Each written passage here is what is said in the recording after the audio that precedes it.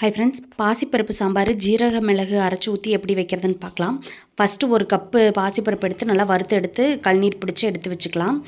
இதில் தக்காளி, பூண்டு, சின்ன வெங்காயம், பச்சை மிளகாய் சேர்த்து மஞ்சத்தூள், எண்ணெய் இதெல்லாம் சேர்த்து 2 விசில் விட்டு எடுத்துக்கலாம்.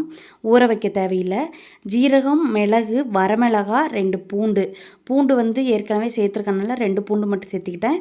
அதில் சேர்த்திக்கல அப்படின்னா நீங்கள் இதில் தாராளமாக இன்னொரு 4, 5 பூண்டு கூட சேர்த்து அரைச்சி எடுத்துருந்துருக்கலாம். நான் அம்மியில் அரைச்சி எடுத்திருக்கேன்.